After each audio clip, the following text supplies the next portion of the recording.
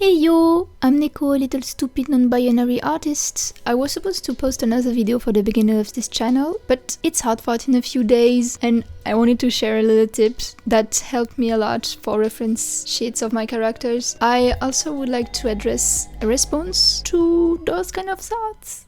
Only to see that it says disgusting, yellow, brown, green, and I don't understand why anyone would ever use this color for a freaking team color choice or something like that. Why would you choose the two worst colors in all of humanity? And I can't in my right mind choose a team that is going to ruin the entire aesthetics of my entire profile. And if it was a color that was actually nice, then that would be one thing, but it's literally this disgusting, watered down, muddy, everything disgusting in the world, at least to me. And sorry if you're Team Fossil, emotions are high right now, okay?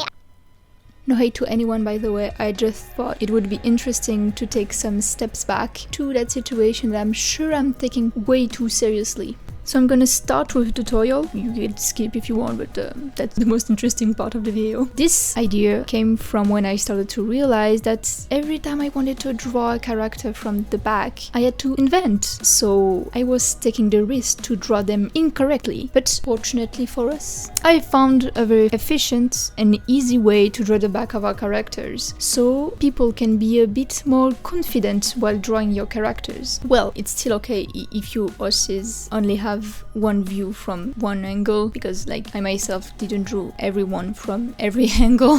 And this technique helps me a lot to save time, and not only for Artfight, but also when I have to make character sheets to draw correctly characters in a comic, for example. So, sorry for the teasing. Here's step 1. Make a front drawing of your character. I advise 3/4 perspectives because it gives more information with less drawings, but you can still do a front view. Totally, it's okay. It still works. So step 2. Copy the line art, flip it and put it aside. Step 3. Duplicate it in the same spot. It's very important for what's coming next. Step 4. Erase everything in the silhouette of one of the flip line art. Step 5, the hardest part, adjusting the perspective of your character. This sounds complicated, but it's actually easier to understand than to do. But to understand why, I have to explain that the perspective we usually choose for our face drawings is from the top. But if we want to keep the same silhouette of our character from the back, we didn't just flip the front to back, we also made the top to bottom. So if we can see the top of the shoes in your front drawing, we'll see the bottom in the back. But there's something else. If we look at the back view of the character, then everything appearing in the front of us in the beginning are away from us now. And so, in my example here, the only thing I had to retouch were one foot that is now going away from us, or from the camera. I don't know how you want to call it. I don't think it's important.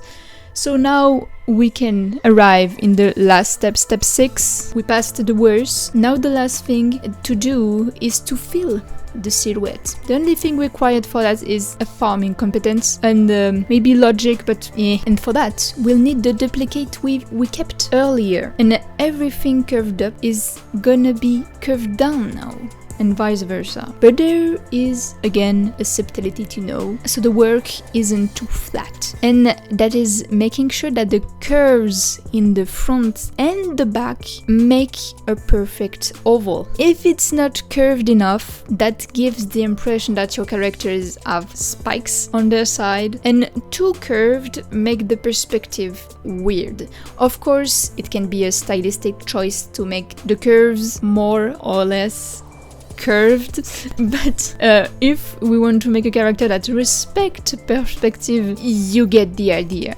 And there you go. You got the front and the back of your character ready for Artfight.